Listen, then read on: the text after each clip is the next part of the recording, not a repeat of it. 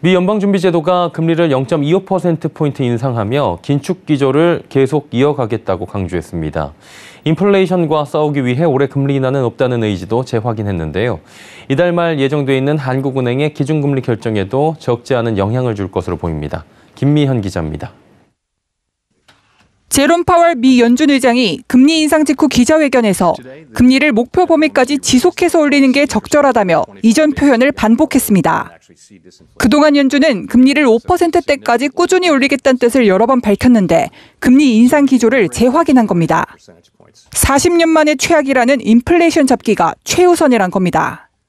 이날 파월 의장은 인플레이션이 둔화되고 있다는 디스인플레이션을 처음 언급하기도 했지만 여전히 인플레이션 수준이 너무 높다며 고물가와 계속 싸우겠다는 점을 재차 강조했습니다.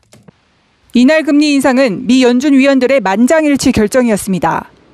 매번 강조해왔던 목표 물가 상승률 2%대까지 내려와야 금리 인상을 멈출 거란 인식을 같이 하고 있다는 의미입니다.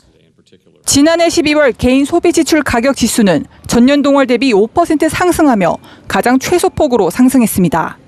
이를 토대로 블룸버그 통신 등 외신들은 미 연준이 올해 최소 2번의 금리 인상은 확실하다고 해석했습니다. 한국은행으로서도 이를 무작정 외면하기는 힘든 상황입니다. 우리나라도 잡히지 않는 물가가 부담이기 때문입니다. 지난달 소비자 물가 상승률은 공공요금 줄인상 여파로 1년 전보다 5.2% 오르며 지난달보다 오름폭이 확대됐습니다. 한은은 물가 상승률이 이달까지는 5%대를 기록하고 하반기엔 3%까지 떨어질 걸로 전망하고 있습니다. 하지만 여전히 물가 상승률 목표인 2%를 웃도는 수준입니다. 여기에 물가를 들썩이게 할 변수는 많은 상황.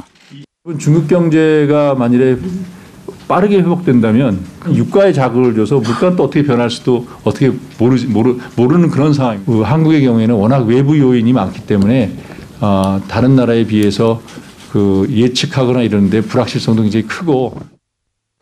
때문에 추가로 금리를 더 올릴지에 대해 금융통화위원회 위원들 사이에서 의견이 갈릴 가능성이 나옵니다. 지난달에도 이창용 총재를 제외한 금통위원 6명은 최종 금리 수준에 대해 3대3으로 의견이 갈리며 팽팽히 맞섰습니다. 이달 있을 회의에서도 의견이 절반으로 엇갈린다면 이 총재가 최종 결정권을 쥔 캐스팅 보트를 행사할 수밖에 없습니다.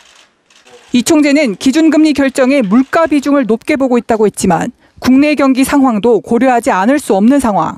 따라서 이 총재의 결정에 이달 기준금리 향방이 갈릴 것으로 보입니다.